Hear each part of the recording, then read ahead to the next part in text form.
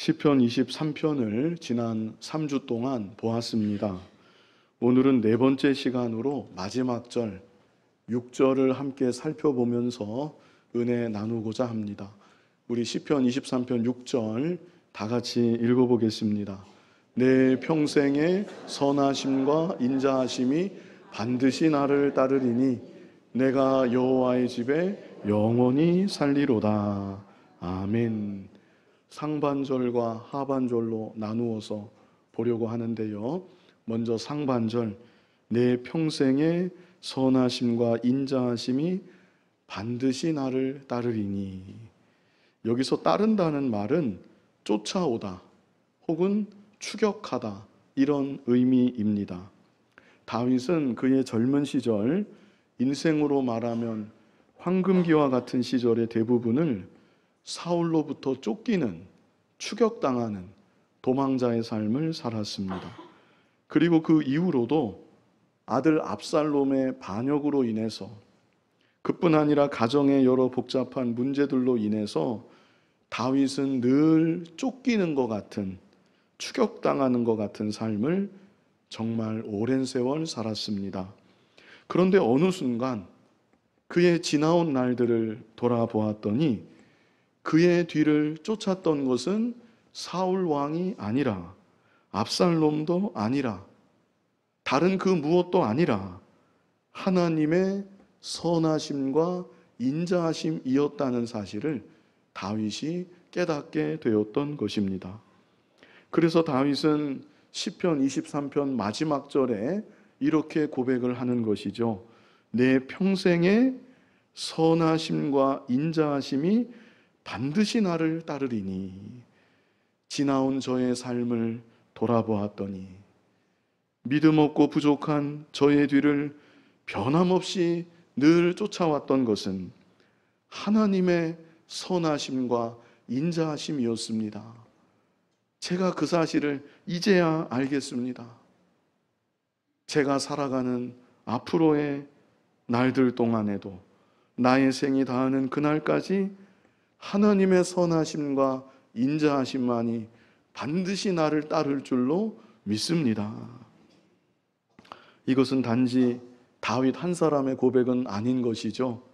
오늘날 여호와를 나의 목자라고 고백하는 하나님의 자녀된 우리들도 역시 우리의 지난 날들을 돌아볼 때, 앞으로의 앞날을 또한 바라볼 때 이와 같이 믿고 고백하게 되는 것입니다. 그렇다면 하나님의 선하심은 무엇인가? 나의 뒤를 항상 따르는, 추격하듯이 나를 놓치지 않고 나를 늘 변함없이 따라오는 하나님의 선하심은 과연 무엇인가?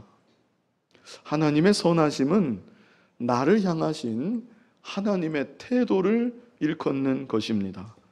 하나님은 나에게 항상 선을 베푸시는 하나님이십니다. 다시 말해서 나에게 가장 좋은 것을 주시는 하나님, 나를 가장 좋은 길로 인도하시는 하나님이심을 의미하고 있는 것입니다. 다윗은 사울 왕으로부터 쫓기던 시절 그 심령이 늘 불안하고 초조했었습니다. 그뿐 아니라 도망을 다니면서 육신적으로도 정말 곤고한 나날들을 보내어야 했었습니다. 그런데 지나놓고 보았더니 그런 시간들을 통해서 하나님께서 자신을 연단하셨던 것이고, 자신을 더욱 견고한 하나님의 사람으로 만드셔서 한 나라를 이끌어 갈 만한 통치자로, 그 그릇으로 자신을 길러주셨다는 것을 다윗이 알게 되었던 것입니다. 아들 압살롬이 반역을 일으켜서 압살롬으로 인해서 고난을 당할 때에는 다윗이 알았습니다. 무엇을 알았는가? 이 고난은 내 죄 때문에 당하는 고난이구나. 내 죄 때문에 하나님이 나를 징계하셔서 내가 이런 고난을 겪는구나. 그래서 그 사건은 다윗으로 하여금 자신의 죄를 더욱 철저히 회개하도록 했습니다. 그뿐 아니라 다시는 그와 같은 죄를 반복하지 않도록 정말 뼛속 깊이 교훈을 얻게 하는 하나님의 선하심이었다는 사실을 다윗은 또한 알게 되었던 것입니다. 가정과 그의 삶 안팎의 여러 문제들도 그의 뒤를 따르는 하나님의 또 다른 선하심이었습니다. 그런 복잡한 문제들이 언제나 다윗 곁에 있었기 때문에 다윗은 교만할 겨를이 없었습니다. 그래도 교만했지만 그나마 그런 복잡한 문제들 때문에 다윗이 덜 교만할 수가 있었던 것이죠. 가장 높은 자리에 앉아 있습니다. 왕의 자리에 앉아 있습니다. 그러나 여러 복잡한 문제들 때문에 다윗의 마음은 하나님 앞에서 그래도 겸손한 마음, 하나님을 바라보고 하나님을 간절히 의지하는 그런 마음가짐이 될 수가 있었던 것입니다. 이와 같이 하나님의 자녀된 오늘날 우리들에게도 하나님의 선하심이 항상 우리의 뒤를 따르고 있는 것입니다. 당장 눈앞에 좋아 보이는 일, 그런 일만이 하나님의 선하심을 보여주는 것은 아닙니다. 지금 당장에는 결코 좋아 보이지 않는 일, 그런 일이라 할지라도 하나님은 그런 일을 통해서 결국에는 나에게 가장 좋은 것을 주시는 것이고, 결국에는 나로 가장 유익하게 하시는 하나님이신 것입니다. 우리가 잘 아는 요절, 로마서 8장 28절에 뭐라고 했습니까? 우리가 알거니와 하나님을 사랑하는 자, 곧 그의 뜻대로 부르심을 입은 자들에게는 모든 것이 합력하여 선을 이루느니라. 아멘. 하나님을 사랑하는 자, 곧 그의 뜻대로 부르심을 입은 자들, 우리들을 말하는 것이죠. 하나님의 자녀들을 말하는 것입니다. 하나님의 자녀들에게는 어떤 것이라고 했습니까? 모든 것, 말 그대로 모든 것입니다. 모든 것이 합력하여 선을 이루느니라. 당장 좋아 보이는 것만이 아닙니다. 당장에 나빠 보이는 것, 당장 유익하게 보이는 것만이 아닙니다. 당장 손해로밖에 여겨지지 않는 것, 그 모든 것들을 통해서 마침내는 합력하여 선을 이루시는 우리 하나님이신 것입니다. 이렇게 하나님의 선하심이 지금까지 나의 뒤를 따라오고 있었다는 것, 그리고 앞으로도 내가 살아가는 일생 동안 죽기까지 하나님의 선하심이 나를 항상 따른다는 이 사실을 굳게 믿는 여러분이 다 되시기를 바랍니다. 다음으로 하나님의 인자하심이 또 나를 따른다고 그랬죠. 하나님의 선하심과 하나님의 인자하심, 반드시 나를 따른다고 했는데 하나님의 인자하심은 무엇인가? 여기서 인자라는 말은요, 히브리어로 헤세드입니다. 참 중요한 단어이기 때문에 제가 특별히 히브리어를 말씀을 드립니다. 헤세드. 어떤 구약학자는 히브리어 단어들 중에 가장 아름답고 위대한 단어를 하나 꼽으라면 그것은 헤세드다, 이렇게 말하기도 했습니다. 그렇다면 헤세드가 무엇을 뜻하는가? 우리말로는요, 인자, 오늘 본문에 인자라고 그랬죠. 혹은 인애, 어떤 때에는 자비, 보통 이렇게 번역을 많이 합니다. 그런데 그런 단편적인 단어로는 헤세드의 깊은 뜻을 담아내지 못합니다. 이 헤세드가 무엇인가? 헤세드는 제가 설명을 좀 드리면 느낌이 오시도록, 이 헤세드는 하나님의 언약적 사랑입니다. 하나님의 어떤 사랑이라고요? 언약적 사랑. 그렇다면 언약은 또 뭘까요? 언약.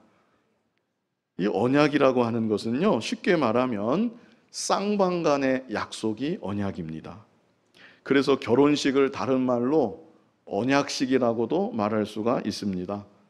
신랑 신부가 여러 증인들 앞에서, 무엇보다 하나님 앞에서 나는 이 사람을 나의 신부로 맞아, 나는 이 사람을 나의 신랑으로 맞아 일생토록 변함없이 사랑하겠습니다, 이렇게 서로 간에 약속을 맺는 것이기 때문에 결혼식을 언약식이라고도 말할 수가 있는 것이죠. 하나님과 우리 사이도 우리가 예수님을 나의 구주로 믿고 고백하는 순간 언약 관계 안에 하나님과 우리 사이도 들어가게 된 것입니다. 물론 우리가 하나님의 언약 안에 들어가게 된 것은 전적인 하나님의 은혜입니다. 하나님께서 우리에게 은혜를 주셨고, 하나님께서 우리에게 믿음도 주셨고, 하나님께서 우리를 친히 하나님의 언약 백성으로 삼아 주셨던 것입니다. 그래서 하나님과 우리의 언약을 주권적 언약이다, 하나님의 주권으로 맺어진 언약이다, 이렇게 말하기도 합니다. 정말로 큰 복을 우리에게 주신 것입니다. 신랑 신부가 서로 간에 잘 만났어도 그게 참 큰 복이라고, 일생 복이라고 보통 말하겠는데, 우리는 전능하신 하나님의 언약 백성, 하나님과 언약 관계 안에 있는 이 하나님의 소유가 되었으니 이것이 얼마나 큰 복이겠습니까? 그런데 문제는 우리들이 하나님의 언약 관계에 있어서 별로 그렇게 신실하지 못하다는 것입니다.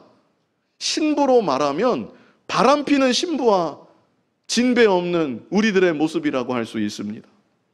나를 그리스도의 피로 구속해서 하나님의 언약 백성으로 삼아주셨는데, 그렇다면 나를 언약 백성으로 삼아주신 그 은혜에 감사해서 신랑 되신 주님만을 일생토록 사랑해야 마땅한 그런 우리들입니다.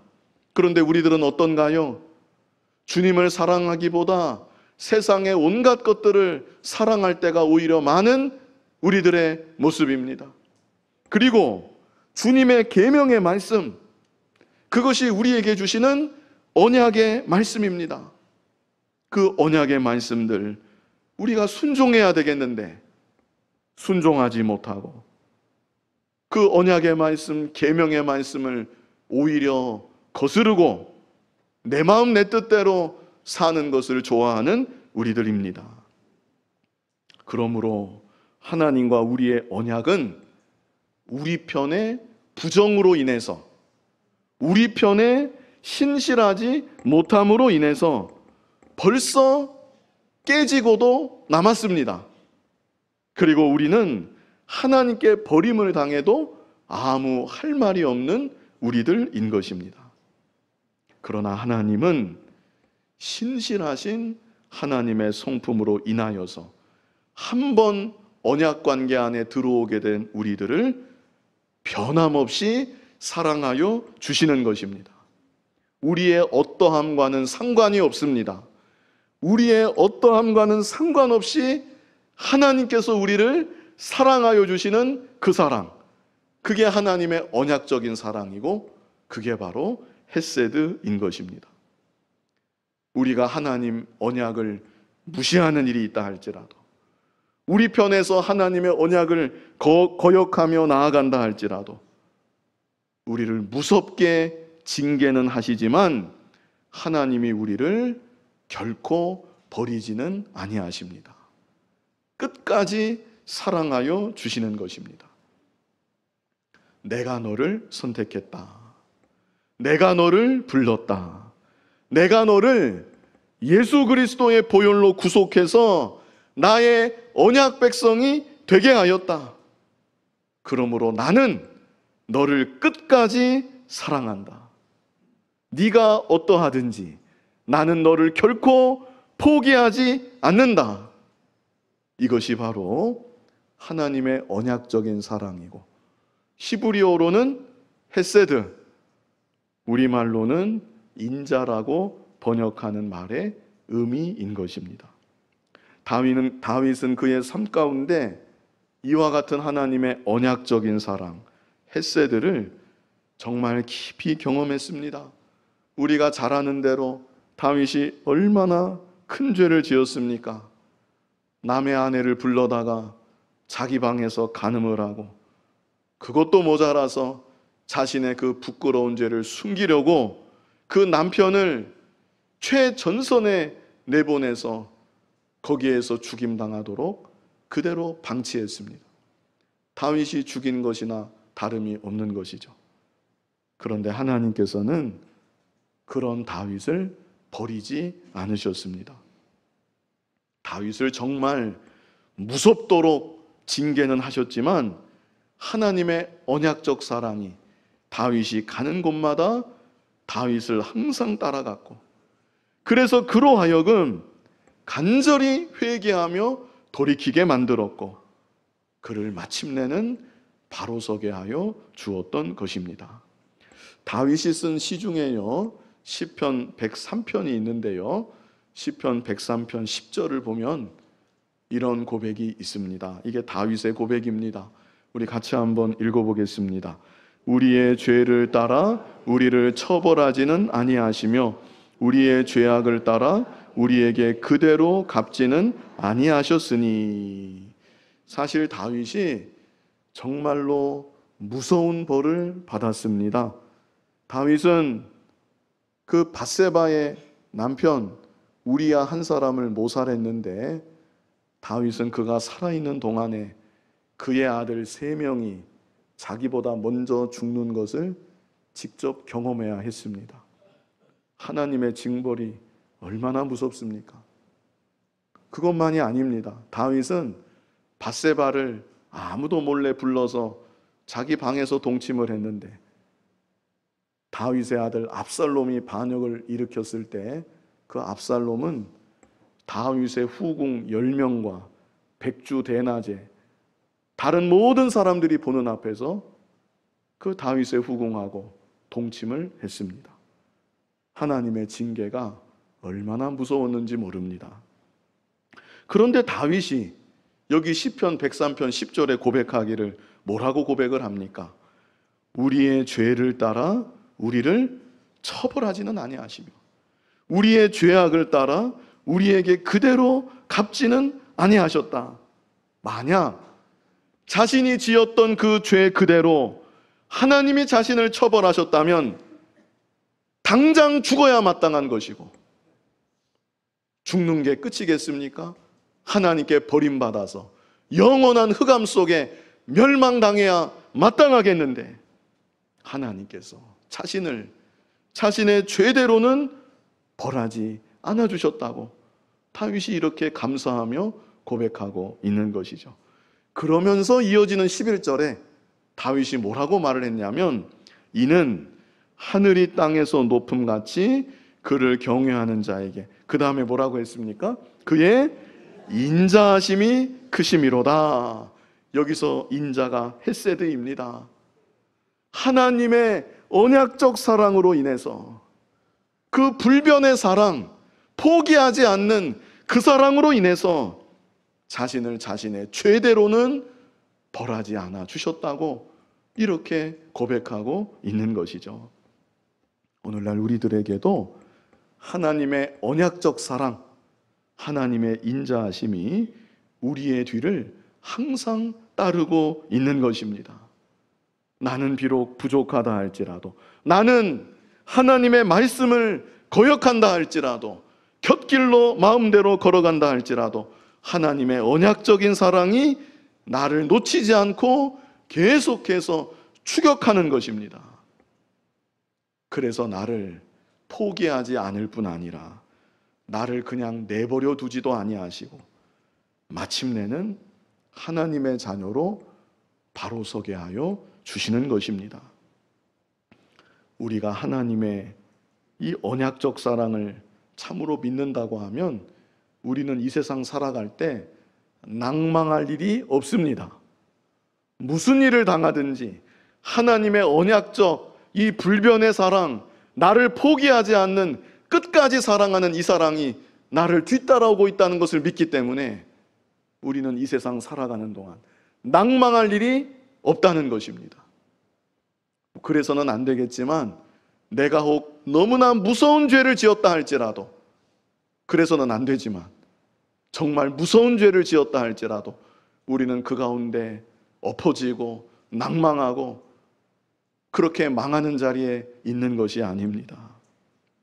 다시금 하나님을 바라볼 수 있는 것이고 언약적 사랑이 있기 때문에 하나님 앞에 간절히 회개하며 또다시 일어설 수가 있는 것입니다.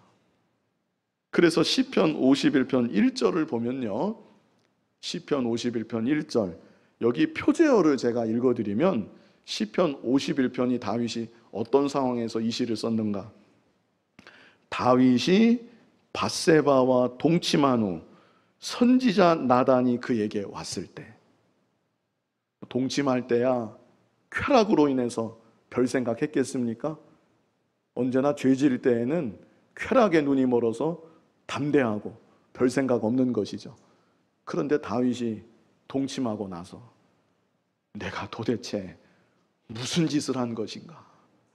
자기가 얼마나 큰 죄를 지었는지, 얼마나 무서운 죄를 지었는지 비로소 깨닫게 된 것이죠. 그때 다윗이 하나님 앞에 제일 먼저 했던 기도가 여기 1절입니다. 뭐라고 기도를 했습니까? 하나님이여, 주의 인자를 따라 내게 은혜를 베풀어 주시옵소서. 상반절만 보겠습니다. 여기 긍휼도 나오는데 긍휼에 대해서는 제가 다음 기회에 혹시 말씀드리면 좋겠고요. 제일 첫 소절, 주의 인자를 따라 내게 은혜를 베풀어 주시옵소서. 다윗이 이렇게 기도했습니다. 하나님, 저는 하나님의 은혜를 받을 아무 자격이 없습니다. 그러나 주의 인자를 따라, 언약적 사랑을 믿은 것이죠. 주님의 언약적인 사랑, 불변의 사랑, 나를 포기하지 않으시는 그 사랑을 따라서 저에게 은혜를 베풀어 주시옵소서. 우리도 죄를 지었을 때 이렇게 기도할 수 있습니다. 하나님, 하나님의 인자하심을 따라 저에게 은혜를 베풀어 주시옵소서. 저는 지금 제 마음이 하나님 앞에 고개 숙이는 것조차 민망합니다. 하나님 앞에 용서해 달라고 간구하는 것조차 너무나 부끄럽고 죄송하고 민망합니다. 그러나 하나님, 하나님의 언약적인 사랑을 믿고 의지하며 제가 염치 없지만 또다시 이렇게 기도합니다. 저를 불쌍히 여겨주시고 다시금 저에게 하나님의 은혜를 베풀어 주시옵소서.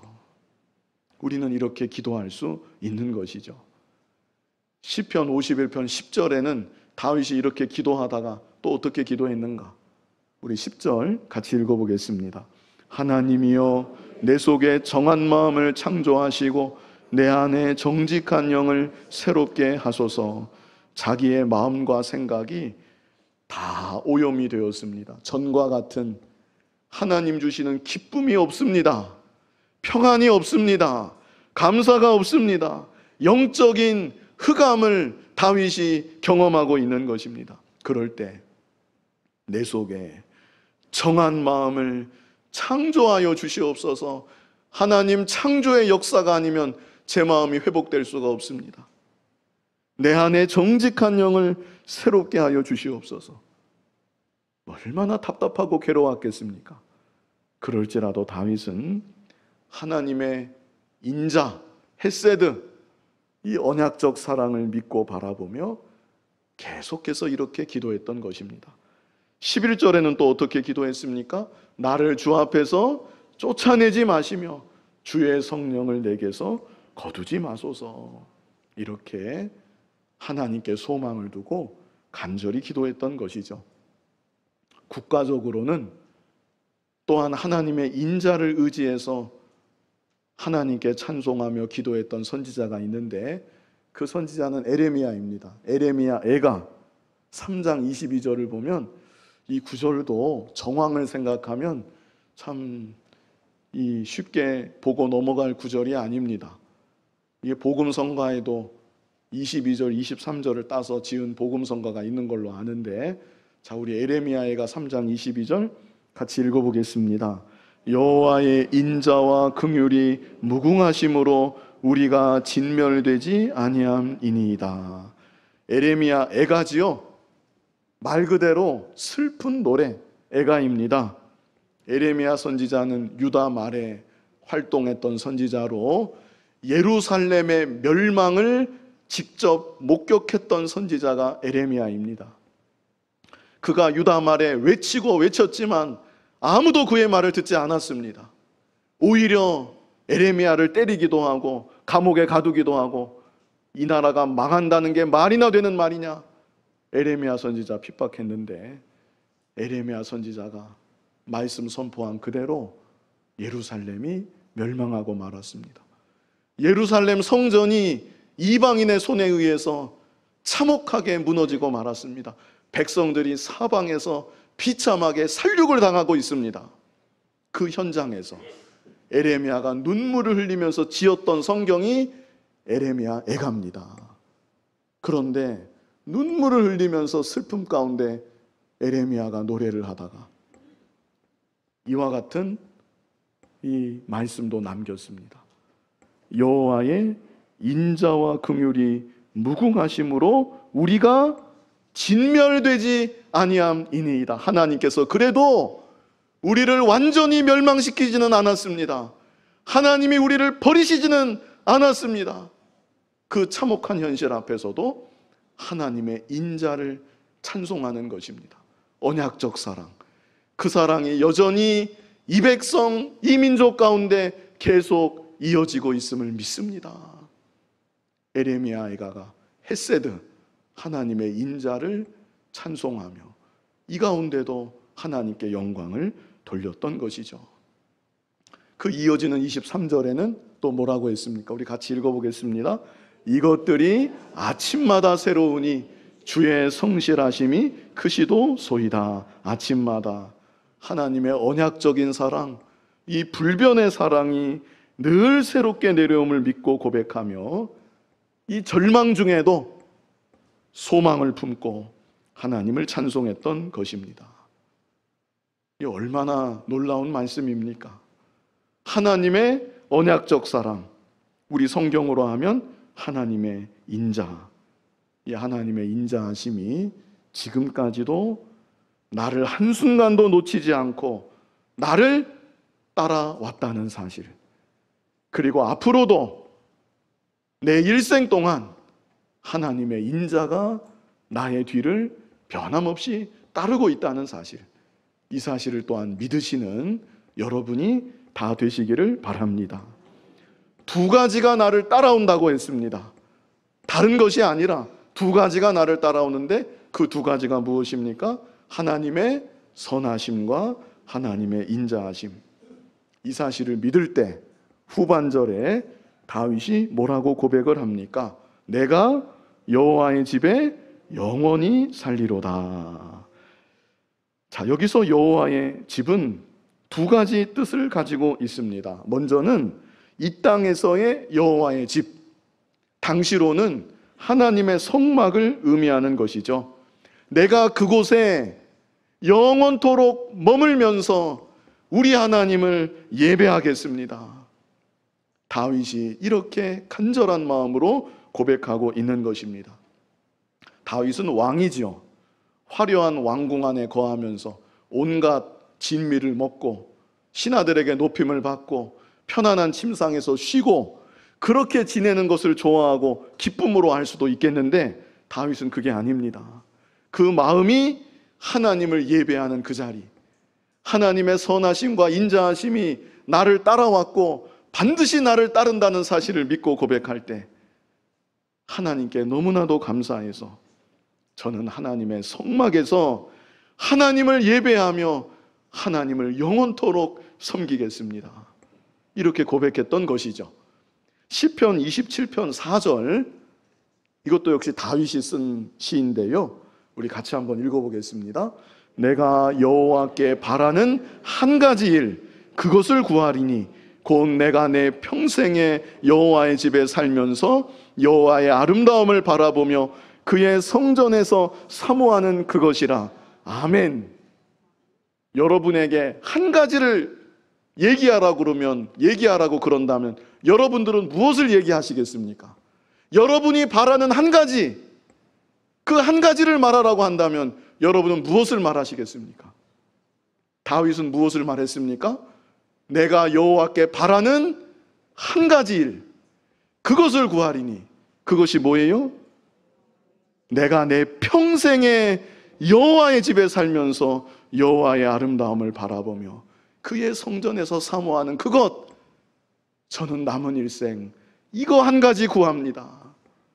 이것이 다윗의 소원이고 고백이었던 것이죠. 이런 다윗이었기 때문에 잘 아시는 대로 다윗이 하나님의 성전 짓는 것을 얼마나 사모했었는지 모릅니다. 그러나 하나님이 허락하지 않으세요. 너는 손에 피를 많이 묻혀서 너는 성전 지을 수 없다. 대신에 네 아들이 지을 것이다. 그러면 다윗이 그런가 보다 하고 지나갈 수 있겠는데, 다윗은 그 말씀 듣자마자 그때로부터 죽을 때까지 한 일이 무엇인가? 성전 짓기 위한 준비를 다윗이 남은 생애 동안 철저히 했습니다. 아마 다른 일은 하지 못했던 것 같아요. 모든 재료들을 준비하고 사람까지 준비하고 얼마나 세밀하게 철저하게 마음과 뜻과 정성을 다해. 자기가 지을 것도 아니면서 아들을 지으라고. 그래서 솔로몬은 사실상 짓기만 했습니다. 그렇게 봐야 됩니다. 다윗이 다 해놓고 솔로몬은 짓기만 했다. 다윗이 얼마나 하나님을 사모했고 하나님을 예배하는 그 자리를 사모했는지 우리가 알 수 있는 것이죠. 역대상 22장 14절로 16절에 나와 있는데 읽지 않고 각자가 보시기 바랍니다. 오늘날 우리들도 우리의 살아가는 목적이 하나님을 예배함이 되어야 하는 것입니다. 하나님을 예배하는 것을 우리도 가장 귀하게 여기고 가장 복되게 여기고 마음과 뜻과 정성을 다하여서 영과 진리로 하나님을 예배하는 저와 여러분이 되어야 하는 것입니다. 특별히 주일은 하나님을 예배하라고 하나님이 정해놓으신 날입니다. 우리는 이 날을 구별해서 거룩히 지켜야 되는 것입니다. 주일에 하나님을 예배하는 일, 이 일보다 더 바쁜 일은 없습니다. 더 바쁜 일은 없다. 예배하는 일보다 더 바쁜 일은 없다. 주일에 하나님을 예배하는 일, 이 일보다 더 귀한 일도 없습니다. 주일에 하나님을 예배하는 일, 이 일보다 나에게 더 복된 일도 없습니다. 제가 세 가지 그냥 말씀드렸는데, 주일에 하나님 예배하는 일, 그 일보다 더 바쁜 일 없고 더 귀한 일 없고 나에게 더 복된 일 없다. 이렇게 믿으시나요? 일생토록 하나님을 예배하는 이 예배하는 일을 귀하게 여기고 하나님께 영광 돌리며 살아가는 저와 여러분이 되어야 하는 것입니다. 그리고 여호와의 집은 이 땅에서의 여호와의 집만이 아니라 영원한 하늘나라 본향을 의미하기도 하는 것입니다. 우리 시편 23편을 보아왔던 대로 목자 되신 하나님께서 인도하셨고 사망의 음침한 골짜기에서도 함께하여 주셨고 때가 되니까 극진히 대접하여 주시고 존귀케 하여 주시고 원수의 목전에서 상을 차려주시고 기름을 머리에 부어주시고 내 잔이 넘치나이다 이렇게 고백을 했었는데, 이렇게 일생토록 나를 이끄시는 하나님께서 마침내 본향 천국에까지 자신을 이끄신다는 것을 다윗은 또한 바라보았던 것입니다. 우리 요한계시록 7장 15절로 17절 우리 뜻을 생각하면서 쭉 연결해서 같이 읽어보겠습니다. 그러므로 그들이 하나님의 보좌 앞에 있고 또 그의 성전에서 밤낮 하나님을 섬기매 보좌에 앉으신 이가 그들 위에 장막을 치시리니 그들이 다시는 주리지도 아니하며 목마르지도 아니하고 해나 아무 뜨거운 기운에 상하지도 아니하리니 이는 보좌 가운데 계신 어린 양이 그들의 목자가 되사 생명수 샘으로 인도하시고 하나님께서 그들의 눈에서 모든 눈물을 씻어 주실 것임이라. 아멘. 여기 보시면 17절에 어린 양이 나오죠. 어린 양이 그들의 목자가 되사 그랬습니다. 우리를 이끄시는 목자는 우리의 어린 양이 되시기도 합니다. 이 땅에 우리와 같은 모습으로 친히 사람의 몸을 입고 성육신하셨고 우리의 죄를 대신 지시고 우리를 위한 속죄양으로 죽어주신 것입니다. 그 예수님께서 예수님의 십자가의 죽으심과 부활하심을 믿고 예수님이 나의 목자 되심을 믿고 고백하는 자들을 일생 인도하여 주시는 것이고 그뿐 아니라 영원한 천국에까지 인도하여 주셔서 안식과 복락을 영원토록 누리게 하여 주시고 하나님을 영원토록 예배하게 하여 주시는 것입니다. 하나님의 선하심과 인자하심이 이제까지도 나를 따라왔었고 내가 사는 날들 동안 나를 반드시 따른다는 이 사실을 굳게 믿으시고 그 은혜에 감사해서 일생토록 하나님을 예배하는 삶 힘써 살아가고 영원한 본향 천국에서 하나님을 영원토록 예배하는 그날을 또한 바라보는 저와 여러분 될 수 있기를 간절히 바랍니다. 거룩하신 아버지 하나님, 하나님의 선하심과 인자하심이 반드시 나를 따른다고 말씀하여 주시니 감사합니다. 이 사실을 굳게 믿으며 일생토록 하나님 예배하는 일을 가장 귀하게 여기고 가장 기쁘게 여기고 생명을 다하여서 하나님을 예배하며 영원한 본향 천국 사모하며 살아가는 우리들 모두가 되게 하여 주시옵소서. 예수님 이름으로 기도하옵나이다. 아멘.